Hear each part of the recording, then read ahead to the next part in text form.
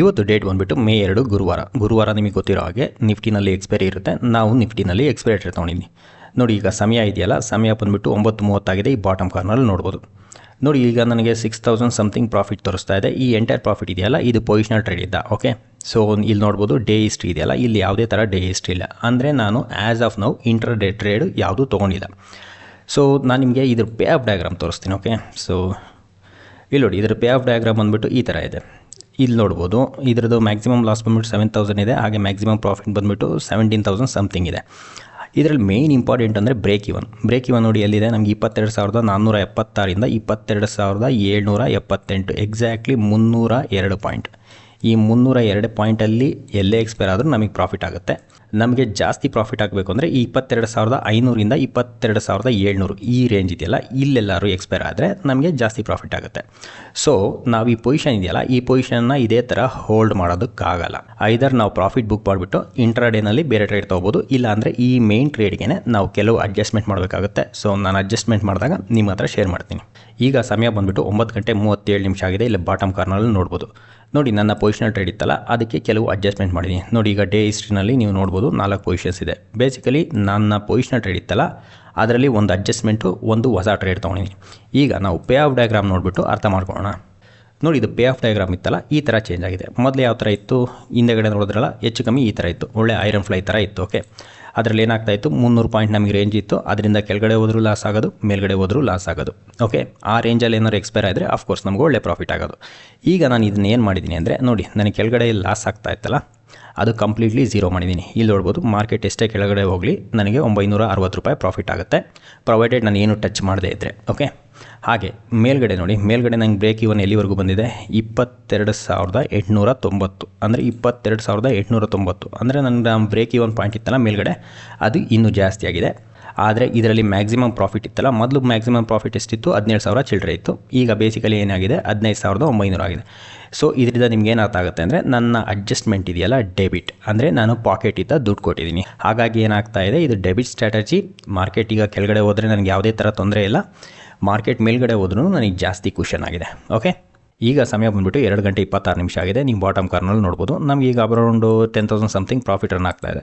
ಹಾಗೆ ನಾನು ಡೇ ಹಿಸ್ಟ್ರಿನಲ್ಲಿ ಬಂದರೆ ನೋಡಿ, ಇವತ್ತು ನಾನು ತೊಗೊಂಡಿರೋ ಟ್ರೇಡಲ್ಲಿ ಏನು ತೋರಿಸ್ತಾ ಇದೆ, ಲಾಸ್ ತೋರಿಸ್ತಾ ಇದೆ. ಅರೌಂಡು ಅಪ್ರಾಕ್ಸಿಮೇಟ್ಲಿ 2,000 ರೂಪಾಯಿ ಲಾಸ್ ತೋರಿಸ್ತಾ ಇದೆ. ಇದೇನು ಇಂಡಿಕೇಟ್ ಮಾಡ್ತಾ ಇದೆ ಅಂದರೆ, ನಾನು ಯಾವುದೇ ಥರ ನಾನು ಅಡ್ಜಸ್ಟ್ಮೆಂಟ್ ಮಾಡದೆ ಹೋಗಿದರೆ ಇನ್ನೂ 2,000 ರೂಪಾಯಿ ಎಕ್ಸ್ಟ್ರಾ ಪ್ರಾಫಿಟ್ ಆಗಿರೋದು ಅಂತ ತೋರಿಸುತ್ತೆ. ಆದರೆ ನಮ್ಮ ಪೊಸಿಷನ್ಸ್ಗಳನ್ನ ಹೋಲ್ಡ್ ಮಾಡಬೇಕು ಅಂದರೆ ನಾವು ಅಡ್ಜಸ್ಟ್ಮೆಂಟ್ ಮಾಡಬೇಕಾಗುತ್ತೆ. ಇಲ್ಲಾಂದರೆ ಏನಾಗುತ್ತೆ ಅಂದರೆ, ಯಾವುದೇ ಕಡೆ ಒಂದು ಕಡೆ ಮೂವ್ಮೆಂಟ್ ಕೊಟ್ಟಾಗ ನಮಗೆ ಲಾಸ್ ಆಗೋ ಚಾನ್ಸ್ ಇರುತ್ತೆ. ಈಗ ನಾವು ಪೇ ಆಫ್ ಡಯಾಗ್ರಾಮ್ನ ನೋಡೋಣ ನೋಡಿ. ಈ ಪೇ ಆಫ್ ಡಯಾಗ್ರಾಮ್ ಒಂದು ಈ ಥರ ಇದೆ. ಮಾರ್ಕೆಟ್ ಎಷ್ಟೇ ಕೆಳಗಡೆ ಹೋಗ್ಬಿಡಲಿ ನಮ್ಗೆ ಯಾವ ಥರನೂ ಲಾಸ್ ಇಲ್ಲ. ಇನ್ಫ್ಯಾಕ್ಟ್ 5,000 ರೂಪಾಯಿ ಪ್ರಾಫಿಟ್ ಆಗುತ್ತೆ. ಮಾರ್ಕೆಟ್ ಇಲ್ಲೇ ಎಲ್ಲೋ ಎಕ್ಸ್ಪೈರ್ ಆಯಿತು ಅಂದರೆ, ಕರೆಂಟ್ ಈಗ ನಡೀತಾ ಇದೆಯಲ್ಲ 22,660-70 ರೇಂಜಲ್ಲಿ. ಸೊ ಇಲ್ಲೊಂದು 11,000 - 12,000 ರೂಪಾಯಿ ಪ್ರಾಫಿಟ್ ಆಗುತ್ತೆ. ಇಫ್ ಇನ್ ಕೇಸ್ ಮಾರ್ಕೆಟ್ ಸ್ವಲ್ಪ ಕೆಳಗಡೆ ಬಂತು ಅಂದರೆ ನಮಗೆ ಜಾಸ್ತಿ ಪ್ರಾಫಿಟ್ ಆಗುತ್ತೆ. ಬೇಸಿಕಲಿ ಈಗಿದೆಯಲ್ಲ, ಇದು ಡೆಲ್ಟಾ ನೆಗೆಟಿವ್ ಇದೆ. ಡೆಲ್ಟಾ ನೆಗೆಟಿವ್ ಅಂದರೆ ಮಾರ್ಕೆಟು ಕೆಳಗಡೆ ಹೋದರೆ ನನಗೆ ಪ್ರಾಫಿಟ್ ಆಗುತ್ತೆ. ನನಗೆ ಲಾಸ್ ಆಗೋದು ಯಾವಾಗ ನೋಡಿ, ಇಲ್ಲಿ ಬ್ರೇಕ್ ಇವನ್ ನೋಡಿ 22,900 22,900 ಮೇಲ್ಗಡೆ ಹೋಗಿ ಮಾರ್ಕೆಟ್ ಎಕ್ಸ್ಪೈರ್ ಆದರೆ ನನಗೆ ಲಾಸ್ ಆಗುತ್ತೆ.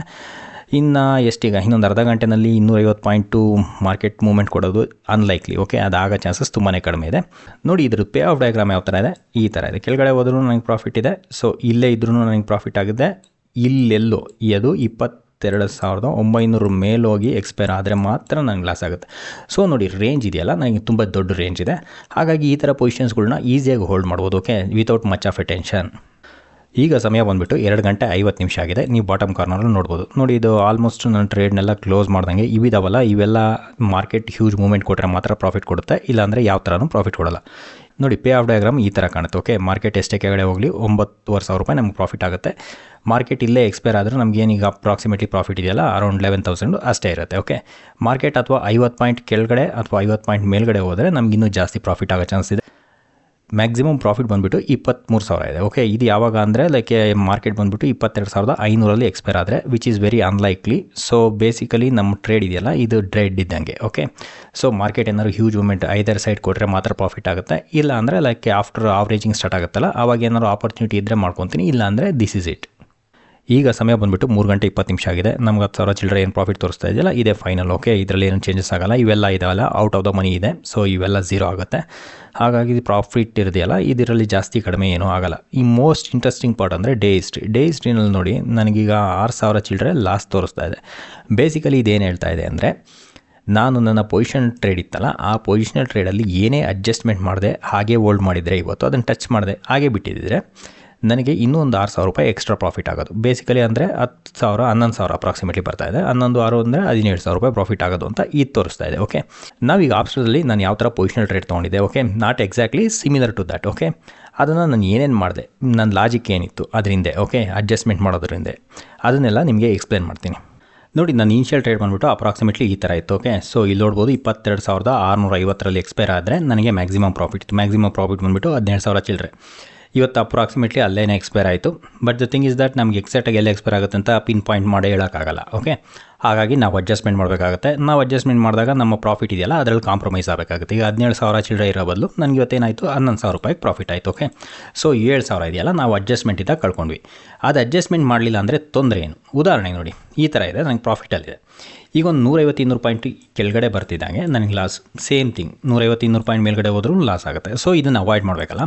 ಹಾಗಾಗಿ ಈ ಥರ ಇದೆಯಲ್ಲ ನೋಡಿ, ಈ ಕೆಳಗಡೆ ಹೋದರೆ ಇಲ್ಲಿ ಲಾಸ್ ಆಗ್ತಾ ಇತ್ತಲ್ಲ, ಅದನ್ನು ನಾನು ಫಸ್ಟ್ ಹ್ಯಾಂಡಲ್ ಮಾಡಿದೆ. ಏನಕ್ಕೆ ಅಂದರೆ ನಂಗೆ ಸ್ವಲ್ಪ ಬೇರಿಶ್ ವ್ಯೂ ಇತ್ತು, ಮಾರ್ಕೆಟ್ ಒಂದು 100 ಪಾಯಿಂಟ್ ಆರು ಕೆಳಗಡೆ ಹೋಗ್ಬೋದು ಅಂತ ನನ್ನ ಅಸಂಪ್ಷನ್ ಇತ್ತು. ಓಕೆ, ಆದರೆ ಅದಾಗಿಲ್ಲ. That's a different story. ಹಾಗಾಗಿ ನಾನು ಫಸ್ಟ್ ಕೆಳಗಡೆ ಇತ್ತಲ್ಲ ಆ ರಿಸ್ಕ್ನ ಕಟ್ ಮಾಡಿದೆ. ಈ ಥರ ಇರೋದನ್ನು ನಾನು ಯಾವ ಥರ ಮಾಡಿದೆ ಅಂದರೆ ನೋಡಿ, ಹಿಂಗೆ ಬಂದು ಈ ಥರ. ಸೊ ಇಲ್ಲಿ ನೋಡಿ, ಕೆಳಗಡೆ ಬಂದರೂ ನಂಗೆ ಸಣ್ಣದಾಗಿ ಪ್ರಾಫಿಟ್ ಆಗಬೇಕು, ಇಲ್ಲೇ ಇದ್ದರೆ ನನಗೆ ಜಾಸ್ತಿ ಆಗಬೇಕು, ಈ ಥರ ಮಾಡಿಕೊಂಡೆ. ಓಕೆ, ಅದಾದ ನಂತರ ಮಾರ್ಕೆಟ್ ಸ್ವಲ್ಪ ರ್ಯಾಲಿ ಆಯ್ತಲ್ಲ, ಆವಾಗ ಈ ಥರ ಇರೋದನ್ನು ನಾನು ಸ್ವಲ್ಪ ಚೇಂಜ್ ಮಾಡಿದೆ. ಏನು ಅಂದರೆ ನನಗೀಗ ಮೇಲ್ಗಡೆ ಬಫರ್ ಇದೆಯಲ್ಲ ಇನ್ನೊಂದು ಸ್ವಲ್ಪ ಜಾಸ್ತಿ ಬೇಕಿತ್ತು. ಏನಕ್ಕೆ ಅಂದರೆ ಮೇಲ್ಗಡೆನೇ ನನಗೆ ರಿಸ್ಕ್ ಇರುತ್ತೆ, ಕೆಳಗಡೆ ಯಾವ ಥರನೂ ರಿಸ್ಕ್ ಇಲ್ಲ. ಹಾಗಾಗಿ ಈ ಥರ ಇರೋದನ್ನು ಸೊ ಈ ಥರ ಮಾಡಿದೆ. ಈ ಥರ ಮಾಡಿದರೆ ಏನಾಯಿತು ನೋಡಿ, ಈಗ ಕೆಳಗಡೆ ನನಗೆ ಲಾಸ್ ಇಲ್ಲ, ಈ ಝೋನಲ್ಲಿದ್ದರೆ ಪ್ರಾಫಿಟ್ ಆಗುತ್ತೆ. ಹಾಗೆ ನನಗೆ ಬ್ರೇಕ್ ಇವನ್ನೂ ಜಾಸ್ತಿ ಆಯಿತು. ಬ್ರೇಕ್ ಇವನ್ ಬಂದುಬಿಟ್ಟು 22,900 ತನಕನೂ ಬ್ರೇಕ್ ಇವನ್ ಹೋಯಿತು. ಆದರೆ ಈ ಥರ ನೀವು ಅಡ್ಜಸ್ಟ್ಮೆಂಟ್ ಮಾಡಿದಾಗ ಪ್ರಾಬ್ಲಮ್ ಏನಾಗುತ್ತೆ ಅಂದರೆ ಡೆಬಿಟ್ ಆಗುತ್ತೆ, ಅಂದರೆ ನೀವು ಪಾಕೆಟಿಂದ ದುಡ್ಡು ಕೊಡಬೇಕು. ಓಕೆ, ನೋಡಿ, ಇದೊಂದು ಡಿಸ್ಅಡ್ವಾಂಟೇಜ್ ಇರುತ್ತೆ. ಆದರೆ ಅಡ್ವಾಂಟೇಜ್ ಏನು ಅಂದರೆ ನಿಮಗೆ ಇದರಲ್ಲಿ ಲಾಸ್ ಆಗೋ ಚಾನ್ಸ್ ಇರುತ್ತಲ್ಲ. ಇಫ್ ಇನ್ ಕೇಸ್ ಲಾಸ್ ಆದ್ರೂ ನಿಮಗೆ ದೊಡ್ಡ ಲಾಸ್ ಆಗೋಲ್ಲ. ಯಾಕೆಂದರೆ ಮಾರ್ಕೆಟ್ ಇದೆಯಲ್ಲ ತುಂಬ ವಾಲಟೈಲ್ ಆಗಿದೆ. ಓಕೆ, ನೀವೇ ನೋಡಿರ್ಬೋದು, ಲೈಕ್ ಬೈಯರ್ಸ್ ಆಗಿರಲಿ ಸೆಲ್ಲರ್ಸ್ ಆಗಿರಲಿ ಸ್ಟಾಪ್ ಲಾಸ್ ಹಂಟಿಂಗ್ ಆಗ್ತಾ ಇದೆ. ಓಕೆ, ಎಸ್ಪೆಷಲಿ ನೀವು ಸೆಲ್ಲರ್ ಆಯಿತು ಅಂದರೆ ಸಡನ್ನಾಗಿ 150 ಪಾಯಿಂಟ್ ಕೆಳಗಡೆ ಬಂದು ಮೇಲ್ಗಡೆ ಕರ್ಕೊಂಡು ಹೋಗ್ತಾರೆ. ಓಕೆ, ಸೊ ಇದರಿಂದ ಏನಾಗುತ್ತೆ ಅಂದರೆ ಹ್ಯೂಜ್ ಲಾಸ್ಗಳು ಆಗೋ ಚಾನ್ಸ್ ಇರುತ್ತೆ. ಹಾಗಾಗಿ ನಾನು ಈ ಥರ ಅಡ್ಜಸ್ಟ್ಮೆಂಟ್ ಮಾಡ್ತಿದ್ದೀನಿ. ನೀವು ನನ್ನ ಹಳೆ ವೀಡಿಯೋ ನೋಡಿದರೆ ಗೊತ್ತಿರುತ್ತೆ, ನಾನು ಯೂಶ್ವಲಿ ಸ್ಟ್ರ್ಯಾಂಗಲ್ಸ್ ಮಾಡ್ತಾಯಿದ್ದೆ. ಓಕೆ, ಸ್ಟ್ರ್ಯಾಂಗಲ್ಸ್ ಇವತ್ತೇನಾದ್ರು ಮಾಡಿದರೆ ತುಂಬ ಒಳ್ಳೆ ಪ್ರಾಫಿಟ್ ಆಗಿರುತ್ತೆ. ಓಕೆ, ಅರೌಂಡು 450-400 ಪಾಯಿಂಟ್ ಸ್ಟ್ರ್ಯಾಂಗಲ್ ಇದೆಯಲ್ಲ 25-30 ರೂಪಾಯಿಗೆ ಟ್ರೇಡ್ ಆಗ್ತಾಯಿದೆ. Okay, early morning. Okay, so ಅಂದರೆ ನೀವು ಒಂದು ಲಾಟು 450 ಸ್ಟ್ರ್ಯಾಂಗಲ್ ತೊಗೊಂಡ್ರೆ ನಿಮ್ಗೆ 25-30 ಪಾಯಿಂಟ್ಸ್ ಸಿಗ್ತಾ ಇದೆ. ಓಕೆ, ನೋಡಿ, ಈ ಥರ ಎಕ್ಸ್ಟ್ರಾ ಪ್ರೀಮಿಯಮ್ ಇದೆಯಲ್ಲ ಇದೇನಕ್ಕೆ ಅಂದರೆ ಮಾರ್ಕೆಟು ತುಂಬ ವಾಲಟೈಲಾಗಿ ಬಿಹೇವ್ ಆಗ್ತಾಯಿದೆ. ಜಿಗ್ಜ್ಯಾಕ್ ಮೂಮೆಂಟ್ ಇರುತ್ತೆ, ಇಲ್ಲಾಂದರೆ ಒನ್ ಸೈಡೆಡ್ ಹೋದ್ರೂ ಹ್ಯೂಜ್ ರ್ಯಾಲಿ ಆಗಿಬಿಡುತ್ತೆ. ಹಾಗಾಗಿ ಈ ಭಯ ಇರುತ್ತಲ್ಲ, ಹಾಗಾಗಿ OTM ಇದೆಯಲ್ಲ, OTM ಪುಟ್ಟೇ ಇರ್ಬೋದು, OTM ಕಾಲೇ ಇರ್ಬೋದು. ಓಕೆ, ಅವು ತುಂಬ ಜಾಸ್ತಿ ಪ್ರೀಮಿಯಮಲ್ಲಿ ಟ್ರೇಡ್ ಆಗ್ತಾಯಿದ್ವು. ಏನಕ್ಕೆ ಅಂದರೆ ಇವತ್ತು ಎಕ್ಸ್ಪೈರಿನಲ್ಲಿ 450 ಪಾಯಿಂಟ್ ಸ್ಟ್ರ್ಯಾಂಗಲ್ ತೊಗೊಂಡ್ರೆ ನಿಮ್ಗೆ 30 ಪಾಯಿಂಟ್ ಸಿಗುತ್ತೆ ಅಂದರೆ ಯೂಶ್ವಲಿ ನಿಮ್ಗೆ ಇದು ಸಿಗೋಲ್ಲ. ಮಾರ್ಕೆಟ್ ಸ್ಮೂತಾಗಿದ್ದಾಗ ಇದು ಸಿಗೋಲ್ಲ. ಈಗ ಮಾರ್ಕೆಟಲ್ಲಿ ಭಯ ಇದೆ, ಎಸ್ಪೆಷಲಿ ಸೆಲ್ಲರ್ಸ್ ಹತ್ರ. ಹಾಗಾಗಿ ಪ್ರೀಮಿಯಮು ಜಾಸ್ತಿ ಇತ್ತು. ಓಕೆ, ಐ ಹೋಪ್ ನೀವು ನಿಮ್ಮ ಟ್ರೇಡ್ನ ಚೆನ್ನಾಗಿ ಮಾಡಿದ್ದೀರಾ ಅಂದ್ಕೊತೀನಿ. Thanks for watching.